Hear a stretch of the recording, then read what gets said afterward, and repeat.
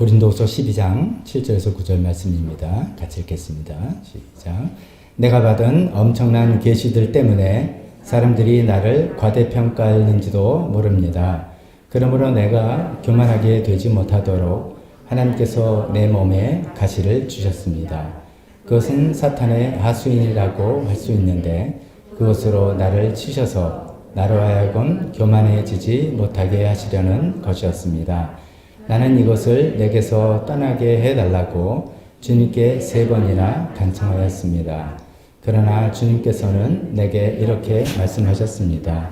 내 은혜가 내게 족하다. 내 능력은 약한 데서 완전하게 된다. 그러므로 그리스도의 능력이 내게 머무르게 하기 위하여 나는 더욱더 기쁜 마음으로 내 약점들을 자랑하려고 합니다. 아멘. 잠깐 기도하겠습니다. 하나님 아버지, 우리가 하나님의 올바른 사랑을 받은 사람처럼 아름답게 성숙하기 위해서 우리가 정서적으로 건강한 그리스도인이라는 시리즈로 하나님 말씀을 생각해 보고 있습니다. 오늘 또 이 주제의 말씀을 저에게 마음을 주셨은 것은 하나님께서 뜻하신 바가 있으니 하나님도 이것이 꼭 필요한 분들에게 그 마음밭에 떨어져서 하나님께서 원하시는 아름다운 삶을 살아갈 수 있게 도와주시옵소서. 예수님의 이름으로 기도했습니다. 아멘. 자리에 앉으시기 바랍니다. 오늘 정서적으로 건강한 그리스도인이라는 시리즈 7번째 시간인데요. 오늘 제목은 한계를 받아들이기라는 그런 제목의 말씀을 전하겠습니다.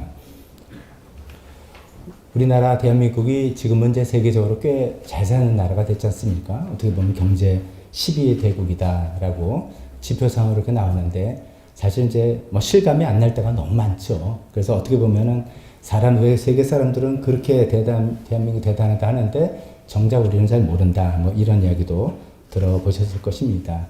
한국 사회가 진짜 뭐 80년대, 90년대 고도성장, 뭐 70년대부터 시작했겠지만 고도성장한 그런 시기가 있죠. 뭐 대학을 졸업하면 대기업에서 어서 옵시오 다들 손 벌리고 기다리고 뭐 뭘 해도 얼마든지 할 수 있는 그런 시기가 있었습니다.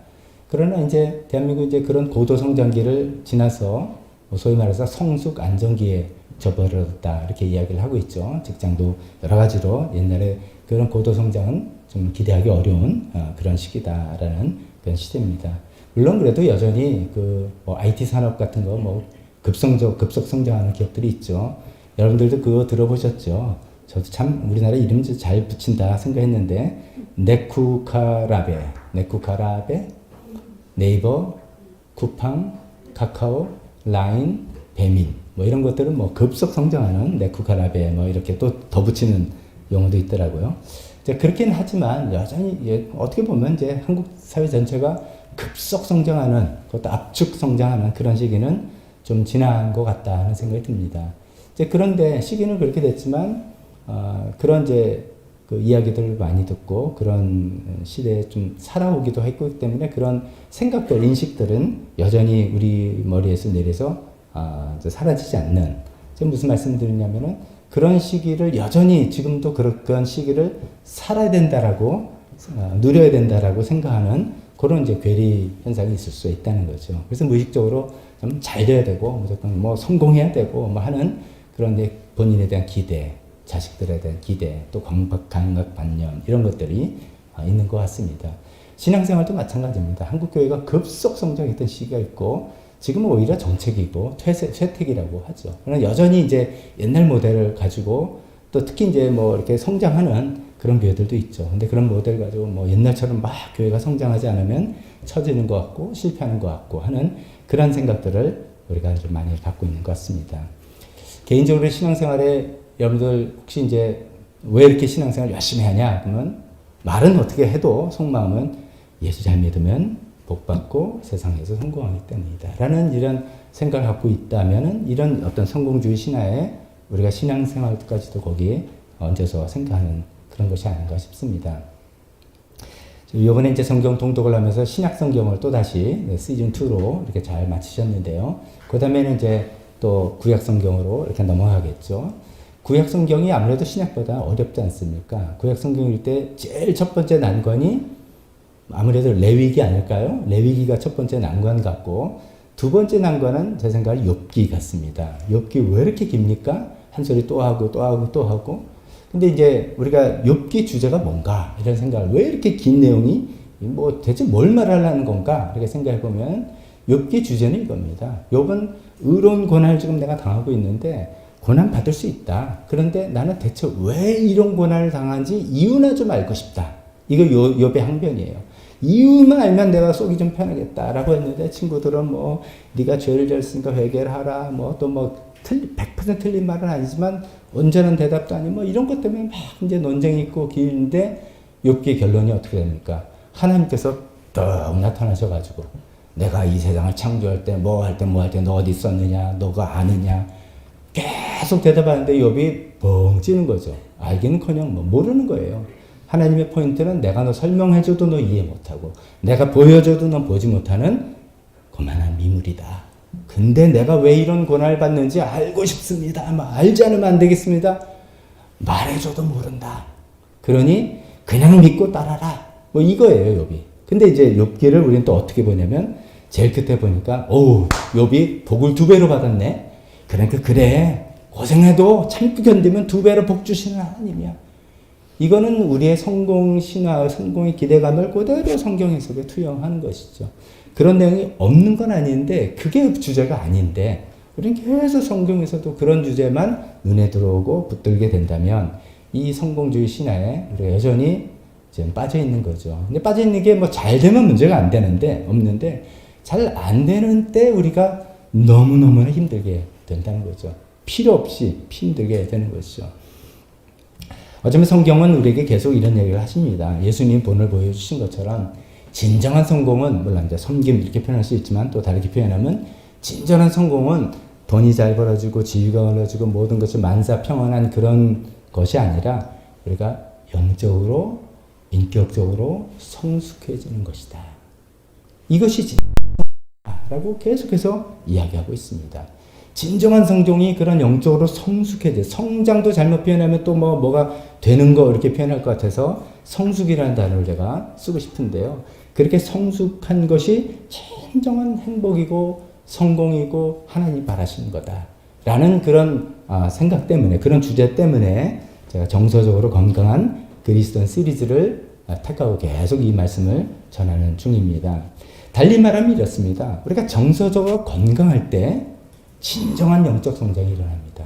정서적으로 건강할 때, 온전하게 든든하고 잘 때 진정한 영적인 성장이 일어난다는 것이죠. 또 그것을 달리 말하면 우리가 정서적으로 건강한 정도까지만 영적으로 성장하는 거죠. 우리가 종교 활동은 할 수 있어요. 그래서 어떤 헌신도 하고 어떤 역할도 맡고 열심도 하고 그렇지만 그것이 종교 활동과 영성과 구분할 수 있다라고 계속 제가 말씀드렸죠. 그렇게 될 수도 있고 정말로 우리는 내 정서적으로 건강한 정도까지만 나의 영적으로 성장하고 성숙할 수 있다라는 그런 내용을 계속 말씀드리는 중입니다.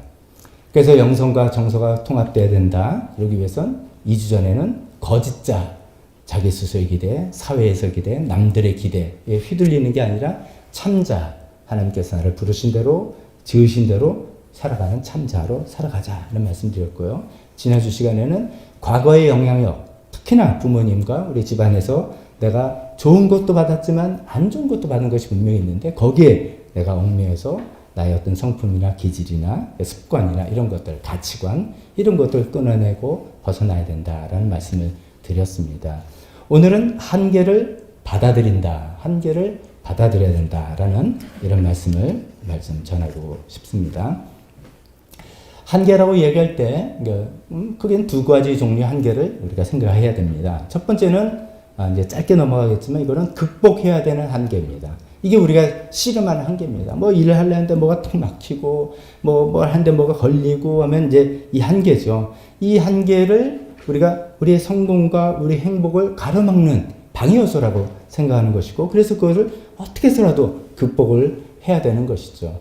그래서 그것을 이제 잘 멋지게 극복한 사람들의 이야기를 들으면서 우리는 감동을 받습니다. 와. 그래서 이제 참 인간 승리 이렇게 이야기하는 것이 어떤 한계를 멋지게 극복한 것이죠.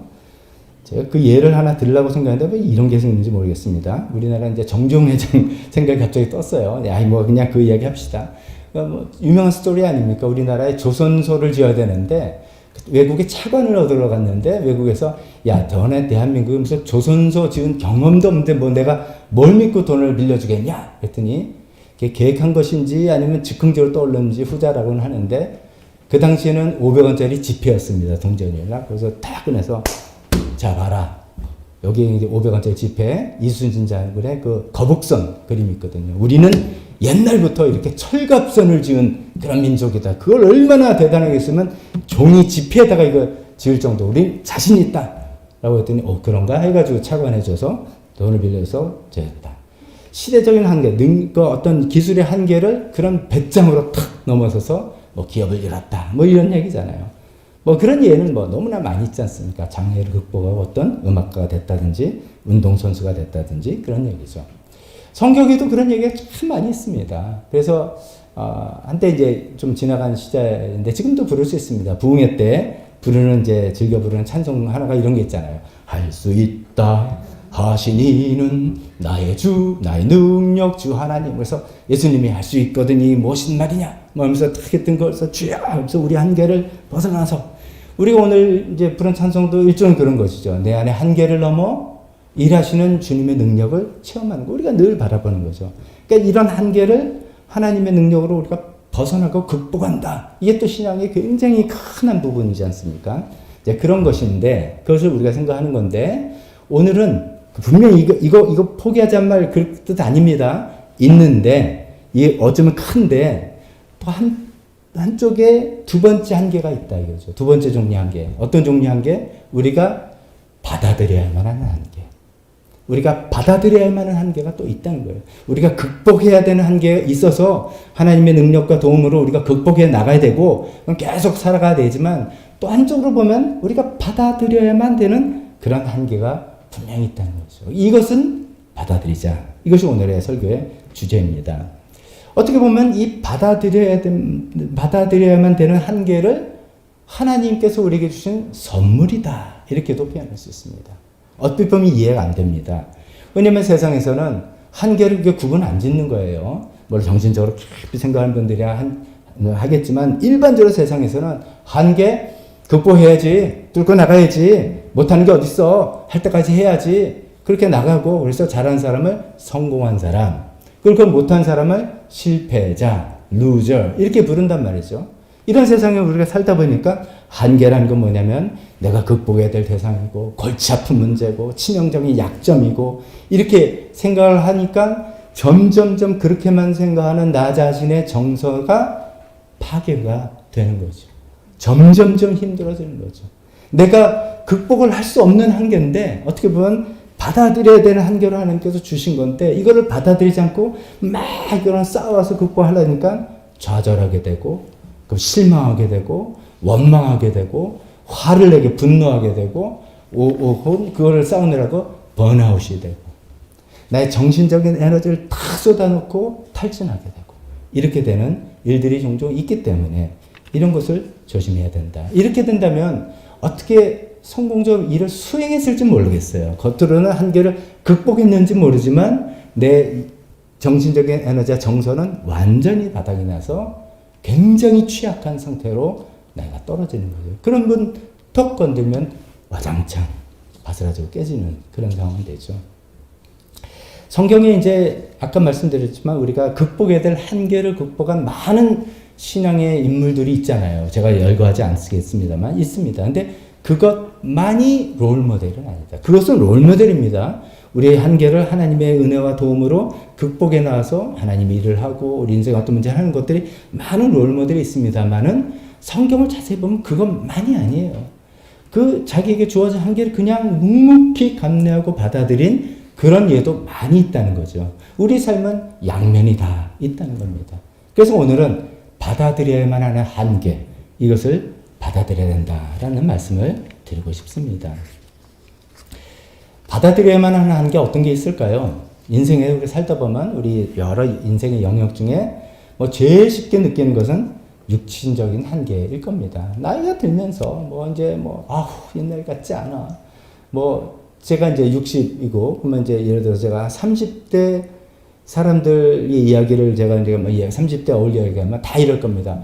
목사님 제가 옛날 같지 않아요. 10대 같지 않아요. 저는 속으로 웃기는 거죠. 30이면 아직 내가 30대인데 내 쇠도 씹어 먹었다 뭐 이럴 정도인데 뭐 그 나이는 다 예전 같지 않다를 느끼는 육신적인 한계를 우리가 다 경험하게 되는 것이죠. 육신적인 한계는 우리가 그냥 다 잘 받아들이는 것 같아요. 이게 받아들이지 않을 수가 없어요. 초이스가 없어요. 근데 이제 우리가 받아들이기 어려운 힘든 거는 나의 어떤 지적인 능력. 내가 예전에는 안 그랬는데. 저도 가끔, 제가 한번 말씀드렸나요? 저쪽에 있다가, 내 사무실에 뭐 필요해서 가고 있어요. 제가 갔는데, 딱 도착해서 내가 왜 왔지? 내가 뭐 분명히 필요해서 왔는데 뭐였지? 이럴 때가 가끔 있다는 거죠. 그러면, 이거 옛날에 우리 부모님한테 많이 듣던 이야기인데, 내가 왜 이러고 있네? 이런 것들을 받아들이는 것이 쉽지 않을 수도 있겠고요.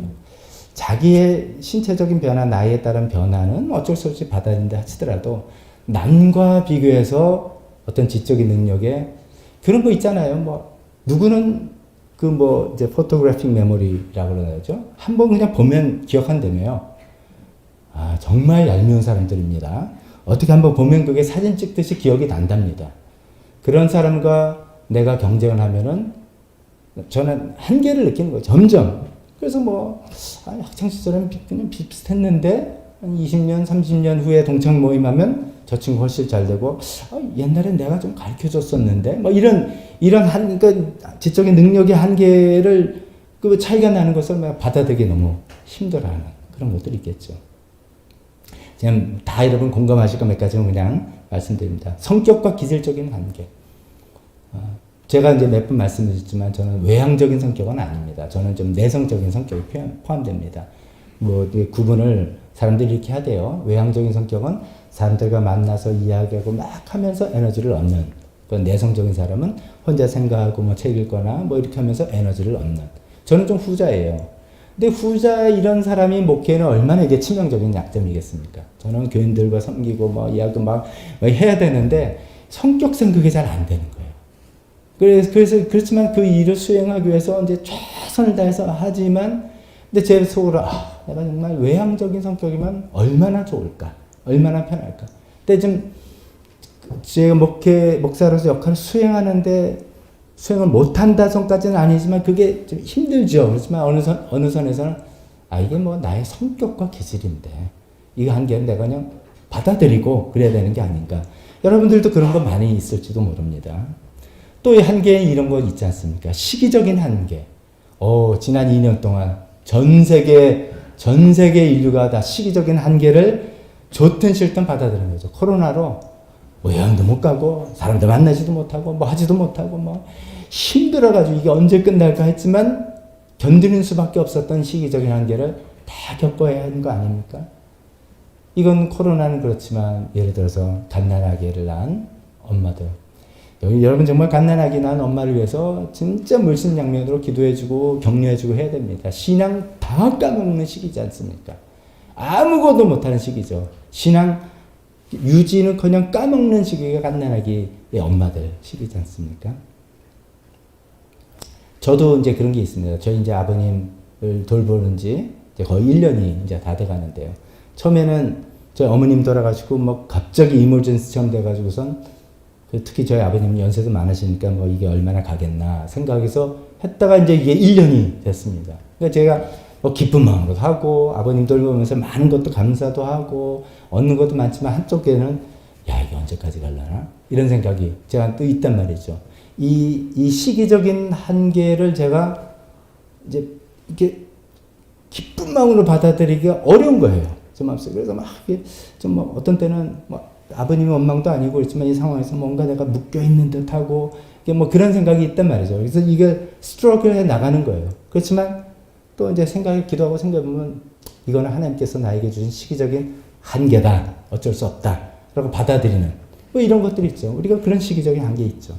결혼하신 분은 결혼했기 때문에 결혼하는 것에 대한 한계가 있는 거죠. 내가 이 사람만 아니면 헐헐 날아갈 텐데 결혼했으면 안 되는 거죠. 결혼했기 때문에 같이 묶여서 같이 가는 그 어떤 시기적인 한계를 선택한 것이죠. 성장 배경에서 오는 한계도 있습니다. 어떤 말이냐면 우리가 이 세상에서 태어나면서 다 출발선상이 다 다르잖아요. 태어나보니까 누구는 금수저 집안에 태어나고 누구는 흙수저 집안에 태어난 것도 있지만 또 하나는 지난주의 말씀처럼 정서적인 출발선이 다 다른 거예요. 정서적인 출발선이 다 다른 거를 원망하거나 비교하거나 할 수가 없다는 거죠. 그건 인생에서 하나님께서 나에게 주신 한계다. 받아들이는 거죠. 제일 마지막에 우리가 받아들여야만 하는 한계는 뭐겠습니까? 죽음. 죽을 수밖에 없다. 지금 아무래도 우리는 결국 죽는 존재다라는 이 한계를 따지고 보면은 극복해야 되는 한계보다 받아들여야만 하는 한계가 어쩌면 더 많은지도 모르겠습니다.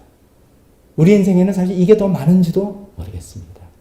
이것을 근데 지혜롭게 구분하지 않는다면 우리의 시간과 에너지와 감정이 크게 소비되고 낭비되고 내 마음은 아주 힘들어진, 아주 드라이해지는 그런 사람이 된다면 우리가 정서적으로 건강한 영적 성숙을 이루는 그런 그리스도인이 되기 힘들지 않겠는가 이런 말씀입니다.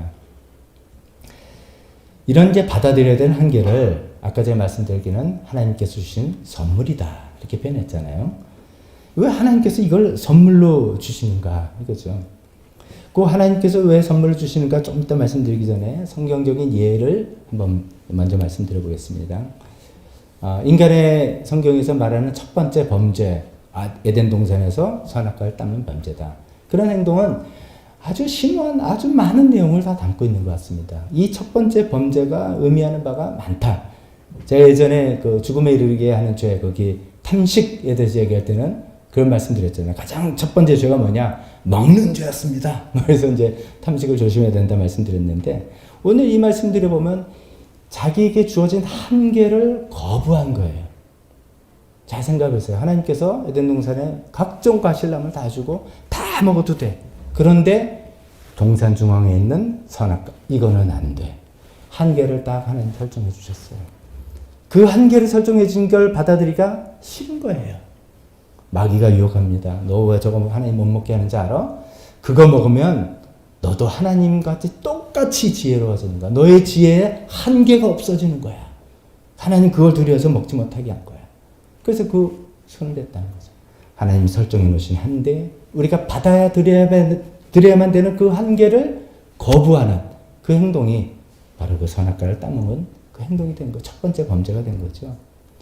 어쩌면 그래서 우리가 지금 말로는 그렇습니다. 우리 인생에서 극복해야 되는 한계가 있고요. 받아들여야 하는 한계가 있습니다. 다 동의하시죠? 다 그렇게 아시죠?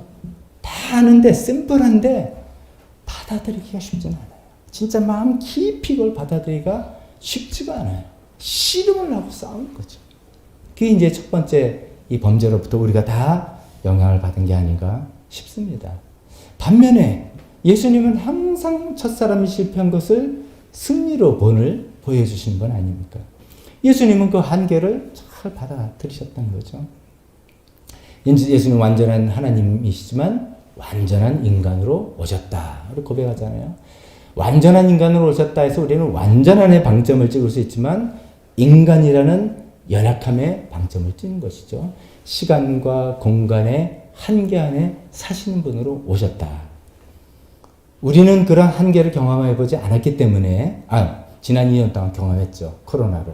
이 공간의 한계에 사로잡히는 게 얼마나 힘든지 전 인류가 경험했는데 예수님은 시간과 공간에 한계 없으시는 하나님께서 제한된 삶을 사시는 그 한계를 받아들인 삶으로 오신 거죠. 그것도 그 하나님의 일을 하는데 예수님께 주어진 시간이 몇 년이었습니까? 3년. 앞에 30년은 일반 생활을 하시는데 제가 예를 들어서 하나님께서 목회자를 부르셔가지고선 너 딱 3년만 목회하고 너 데리고 간다? 그러면 굉장히 초조할 것 같아요. 나한테 주어지는 3년. 그럼 제가 여러분 얼마나 덜 멀겠습니까? 나한테 3년밖에 없으니까 뭐 이게 이런 만족이 안 돼. 뭐 해가지고 뭐 덜덜덜 뽑고 매일 모입시다. 그러고 뭐 가정생활이 중요합니다. 옛날에 이제 시한부 종말론자들이 그런 거잖아요. 딱 기간이 정해지니까 뭐 직장 때려치고 뭐 이렇게 하는 것처럼 인생의 삶이 파괴되는. 그런데 예수님은 3년이란 제한된 시간을 받으셨는데 여유롭게 하셨어요. 예수님은 지금 하실 일이 너무 많습니다. 온 일을 구원하시고 예수님 때에서 끝나면 안 되고 이것이 계속 계승이 되어야 되는데, 그러면 제자들이 있어야 되는데 우리 욕심 같아서는 뭐 수백 명 많은 추종자를 두고 싶잖아요. 근데 예수님께서는 12명의 제자로 한계가 딱 주어졌단 말이죠. 그것도 뭐 대단한 사람들도 아니고. 그리고 예수님 활동 무대는 이스라엘로 한계가 됐다는 거죠. 우리 일반인보다 훨씬 행동 범위가 좁은 그런 한계를, 시공간에 제한되고 시간도 제한되고 제자 숫자도 제한되고 활동 범위도 제한되고 하는 그런 한계를 예수님은 기꺼이 받아들이시고 그 한계 안에서 일하셨죠. 그러면서도 예수님 돌아가실 때 뭐라고 말씀하셨습니까? 내가 다 이루었다. 참 그게 놀라운 것 같아요. 우리는 어떤 한계가 주어지면은 내가 한계를 쌓으려고 애쓰고 싸우지 않으면 받아들여야 된다면서 끙끙대고 내 인생은 이게 뭔가 이런 생각하기 쉬운데, 예수님은 그 한계를 다 받아들이시면서 당신 입으로 하시는 결론은 하나님께서 나한테 맡겨주신 일을 다 이루었다. 정말 멋진 삶을 우리에게 보여주셨습니다. 그렇다면 아까 잠깐 언급한 왜 한계가 하나님께서 우리에게 주시는 선물인가? 선물은 좋은 거잖아요. 우리에게 유익이 되는 거잖아요. 어떤 의미에서 선물인가? 그 말씀을 위해서 오늘 본문 말씀을 선택했습니다. 첫 번째로 하나님께서 이런 한계란 선물을 주시는 것은 우리를 겸손하게 하기 위해서죠. 우리를 겸손하게 한다는데 결론은 그건데, 겸손이 결론이 아니라 그 겸손이 행복입니다. 우리의 원래 위치를 찾아가는 거기 때문에 행복인 것이죠. 사도 바울 이야기는 이렇죠. 사도 바울은 너무나 놀라운 환상과 계시를 본 사람입니다. 셋째 하늘까지 가서 놀라운 걸 보고 뭐 말할 수 없는 계시를 본 사람이라서 그가 교만하게 될까봐 하나님께서 그 인생에 극복할 수 없는 어떤 한계를 탁 칠거덕거렸다는 거죠. 그걸 우리가 보통 성경적으로는 육체의 가시라고 이렇게 표현합니다. 그게 뭘까 잘 정확히 모릅니다. 잘 설명을 안 해서. 혹은 그게 어떤 질병일지, 혹은 뭐 어떤 심한 관계 문제일지, 뭐 그렇게 표현을 하고 있습니다. 어떤 게 되더라도 그거는 바울에게서는 우리가 일반적으로 보면 저 사람 참 약점이죠. 아니 남의 병을 이렇게 고쳐주는 하나님의 사도라며 왜 자기 병은 못 고치는 거야? 위선자 아니야? 아니 남들에게 화평하고 뭐 이렇게 다 뭐 서로 사랑하라며 하는 사람이 왜 자기는 자기 동역자들이랑 문제 저렇게 있어? 치명적인 약점 아닙니까? 그런 비슷한 거예요. 그래서 그거를 제거해 달라고 그렇게 기도를 했었던 것이죠. 하나님께서는 이것이 너한테 더 좋은 거야 라면서 받아들일 수밖에 없는 한계로 그 인생에 육체의 가시를 딱 주셨다는 거죠. 그래서 놀라운 계시를 받았지만, 놀라운 능력을 발휘했지만 겸손해라. 그것이 너의 있을 위치고 그것이 너에게 행복이 되는 것이다 라고 이야기하는 것이죠. 또 두 번째 비슷한 맥락이지만 하나님께서 왜 이것을 한계를 선물로 주시는가 하면 그럴 때 하나님의 영광이 극대화된다는 거죠. 바울의 경우를 좀 더 이야기해보면 이럽니다. 바울이 처음에는 이 육체의 가시가 뭔지 모르지만 이것이 왔을 때 굉장히 씨름했을 겁니다. 이것을 극복해야 될 한계, 종류의 한계라고 생각하면서 뭐 얼마나 기도를 했고 얼마나 애를 썼겠습니까? 그런데 왜 그때 극복을 애를 쓰는 게 이제 아까 좀 전에 말씀드린 이런 거죠. 이것이 하나님의 영광에 가린다라고 생각한 거예요. 아니 남들 병은 잘 하나님의 능력을 고친 사람이 자기 병 하나 고치지 못해서 안질인가 뭐 이런 얘기도 많이 있습니다. 그 안질은 숨기지도 못하는 병이잖아요. 사람 만나면 눈이 뭐 이렇게 되는 거. 다 그냥 드러나는 건데 얼마나 창피해요. 얼마나 하나님 이거 하나님 저 창피한 건 둘째지만 하나님 영광 가리잖아요. 고쳐주세요. 뭐 이런 마음이었겠고, 그게 어떤 동역자들과 관계 문제였으면 하나님 내가 창피해서 무슨 편지를 못 쓰겠어요. 왜 저 사람이 이렇게 안 풀리는 거예요? 이럴 수도 있잖아요. 그래서 주님 이거를 극복해야 될 한계라 여기고 주님 이거를 극복하게 도와주세요. 간절히 3번 기도했는데 하나님께서는 이렇게 말씀하신 거죠. 내 은혜가 내게 족하다.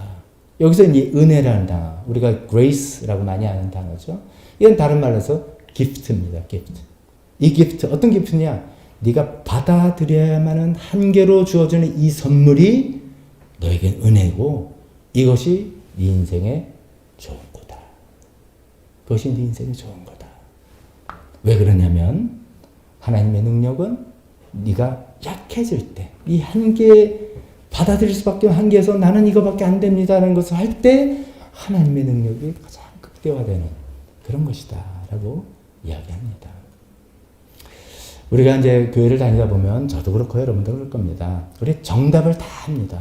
어떤 일이 생길 때 다 하나님이 하셨습니다. 하나님의 은혜로 이렇게 됐습니다. 하나님 제가 한 건 하나 없습니다. 간증도 그렇게 하고요. 이야기 다 할 겁니다. 말은 그럴싸하게 다 합니다. 그러나 저 깊은 데는 좀 아니에요. 그래도 나 괜찮은데 이 정도는 어휴 내가 봐도 대단한데 참 훌륭해. 너 잘했어. 이런 마음이 있다는 거죠. 그런데 정말 받아들일 수밖에 없는 한계 딱 부딪혀서 내가 할 수 있는 건 하나도 없습니다. 그런데 뭐가 일이 딱 됐다. 그럼 100% 하나님의 영광이죠. 그게 우리가 또 바라고 기뻐하는 일이기도 하고. 그래서 하나님께서는 때로는 우리가 받아들일 수밖에 없는 한계를 우리 인생에 선물로 주신다는 것이죠. 세 번째로 하나님께서 이런 선물을 받아들일 수밖에 없는 한계를 선물로 주시는가? 이거는 조금 이게 좀 구체적이지 않고 꿈 같은 소리라고 들을지도 모릅니다만 영원을 바라보게 한다. 무슨 말이냐면요. 우리가 이 세상에 살아가는 것은 결국 다 나의 꿈, 나의 소망, 내가 하고 싶은 일을 이루기를 원하는 바람이 많습니다.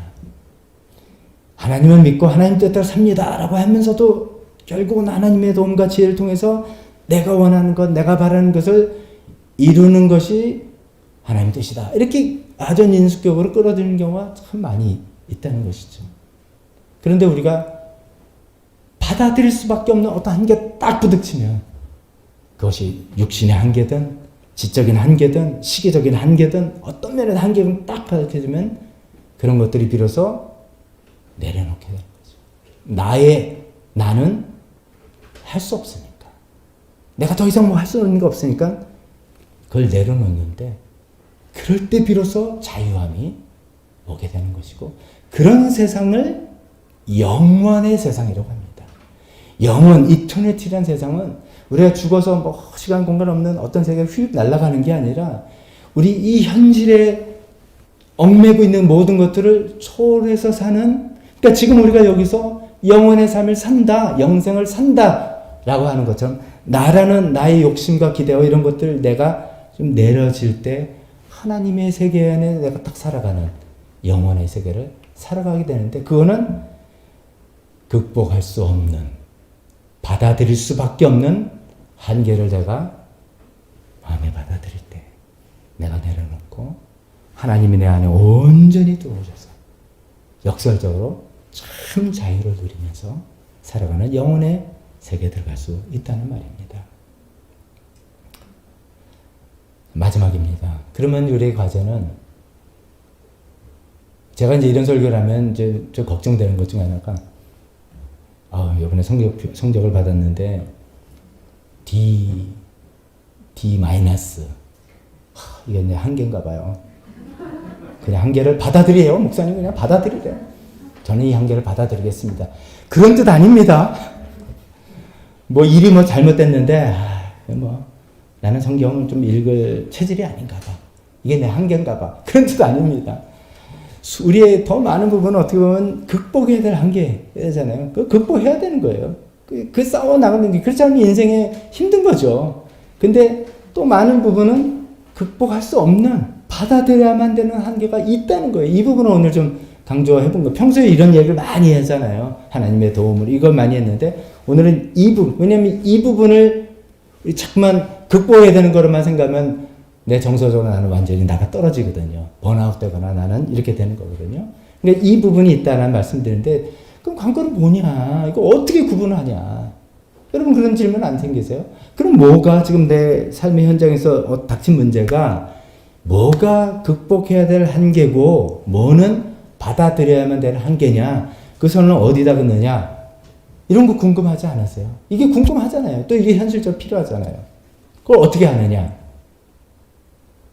제 얼굴 쳐다본다고 제가 대답을 해드릴 수 없습니다. 그것이 바로 영성의 문제입니다. 즉 하나님과 여러분 간의 관계에서 나오는 대답입니다. 그것은 천편일률적일 수가 없습니다. 사람이 다 다르고 때에 따라 다 다르기 때문에 그것을 하나님께 여쭤보고 그 답을 찾으려고 하는, 달리 말해서 그게 영성이죠.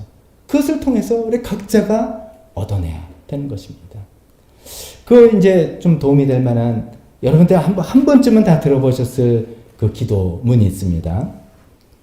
라이놀드 니버라는 신학자가 한 기도, 이런 기도죠. 하나님, 제가 변화시킬 수 없는 것은 그대로 받아들일 수 있는 평온함을 주시고, 변화시켜야 할 것은 변화시키는 용기를 주시고, 이 두 가지를 구별할 줄 아는 지혜를 주옵소서. 한 번쯤 다 들어보셨죠? 다시 한번 읽어보겠습니다. 제가 변화시킬 수 없는 것은, 이게 뭐예요? 내가 받아들여야만 하는 한계라는 거예요. 이거는 그대로 받아들이는 평안함을 주십시오.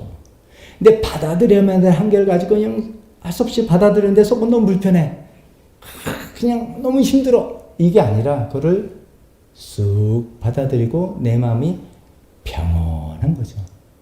영어는 serenity라고 합니다. 평안하게 되는 것입니다. 그런 걸 주시고, 두 번째, 변화시켜야 할 것은, 이것은 뭡니까? 내가 극복해야 되는 한계들이죠. 이것을 위해서는 용기가 필요하고 하나님의 능력과 힘이 필요한 거죠. 그래서 그것은 변화시키는 용기를 주시고, 그러나 중요한 것은 그 차이를 구별해야 되는데 이 두 가지를 구별할 줄 아는 지혜를 주십시오. The wisdom to know the difference.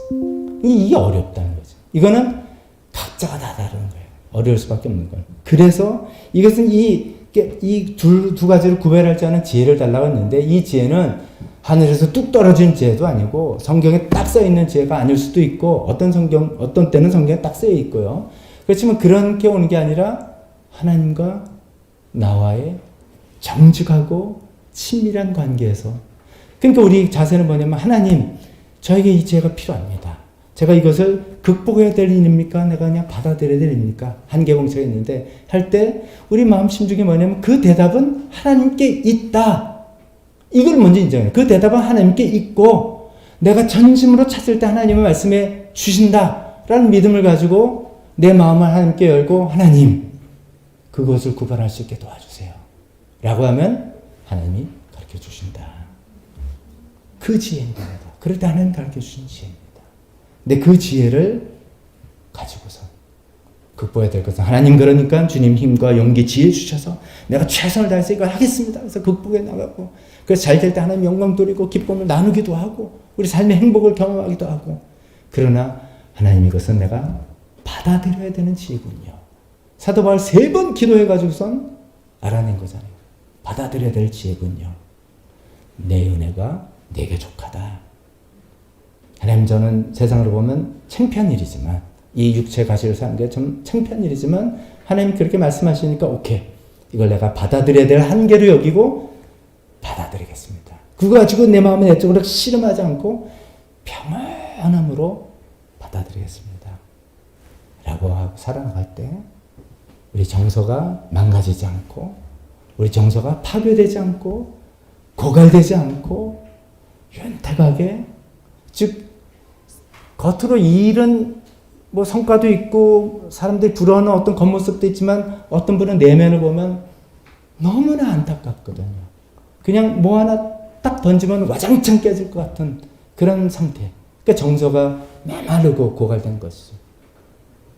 그건 하나님께서 우리에게 원하시는 게 아니라 그걸 받아서 평안함을 얻어서 그냥 이걸 내가 받아들이고, 예수님처럼 그 한계 안에 내가 살면서도 하나님의 일을 다 해나갈 수 있다. 그 한계 안에서 하면 된다 라고 하는 인생을 살아나갈 때 우리가 정서적으로 건강한 그리스도인으로 살아갈 수 있을 거라 믿고, 그런 삶을 우리 다 살아나가도록 우리 주님 앞에서 열심히 노력합시다.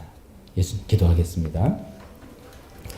반주해 주실 때 하나님께서 혹시 여러분에게 어떤 표현 한마디, 단어 하나, 어떤 그 느낌 하나로 해주신 말씀 있으면 그것 붙들고 기도합시다. 그 기도가 회개 기도일 수도 있고 감사의 기도일 수도 있고 하나님의 도움을 구하는 간구의 기도일 수도 있습니다. 또 남을 위한 중보의 기도일 수도 있습니다. 그 기도를 가지고 하나님 앞에 정직하게 잠깐 함께 기도하는 시간 갖겠습니다. 기도하겠습니다.